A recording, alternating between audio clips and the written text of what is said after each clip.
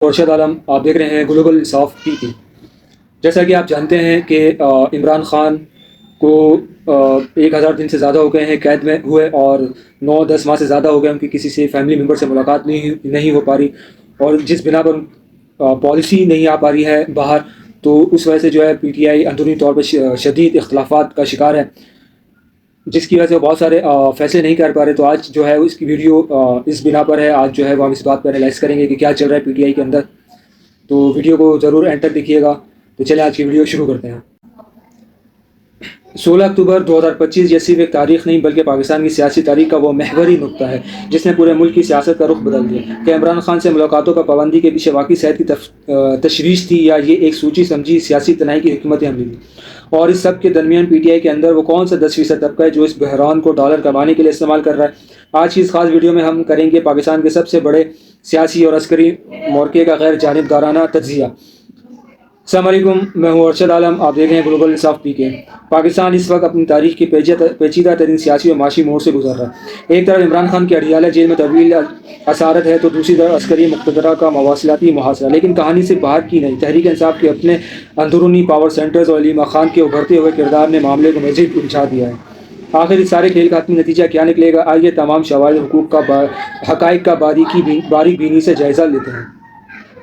سب سے پہلے بات کرتے ہیں ملاقاتوں کی ٹائم لائن کی۔ اگلے اگست اور ستمبر 2025 میں عمران خان سے ان کی بہنوں، وکلاء اور سیاسی رہنماؤں کی ملاقاتیں مشروط طور پر جاری تھیں، لیکن 15 اکتوبر کو خیبر پختونخوا کے وزیر اعلیٰ علی امین گنڈاپور کی رخصتی اور سہیل افریدی کے آنے کے بعد 16 اکتوبر کو وہ آخری ملاقات ہوئی، جس کے بعد جیل کے دروازے عملاً بند کر دیے گئے۔ سوال یہ پیدا ہوتا ہے کہ کیا یہ پابندی عمران خان کی صحت کی وجہ سے تھی؟ شواہد بتاتے ہیں کہ طبی خدشات سے زیادہ مقصد خان صاحب کی سیاسی بیانیے کو جکڑنا تھا۔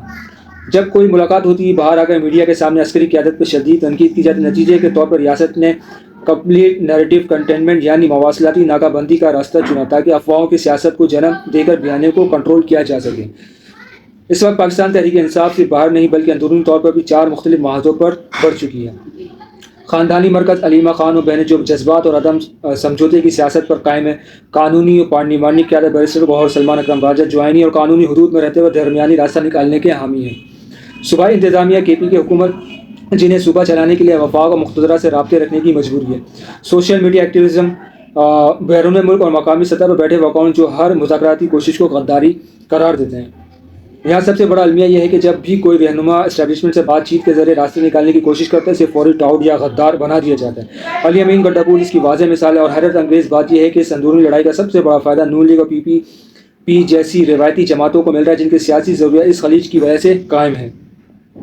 اب آتے ہیں اس تلخ حقیقت کی طرف جو بہت سے لوگوں کو کڑوی لگے۔ Social media per P T I کے حامیوں کی 2 بڑی اقسام ہیں۔ 10% مونیٹائزیشن مافیا، یہ وہ بلیو ٹیک اکاؤنٹس اور یوٹیوبرز ہیں جن کے لیے عمران خان کی جیل ایک منافع بخش کاروبار ہے۔ انہیں مصالحت یا خان کی رہائی میں کوئی دلچسپی نہیں، کیونکہ جتنا تصادم ہوگا اتنے ویوز اور ڈالرز آئیں گے۔ 90% مخلص کارکن، یہ وہ عام اور بے لوث ووٹرز ہیں جو عمران خان سے سچی محبت کرتے ہیں، لیکن سیاسی پیچیدگیوں سے ناواقف ہونے کی وجہ سے ان 10% تجارتی اکاؤنٹس کے ہاتھوں استعمال ہو رہے ہیں۔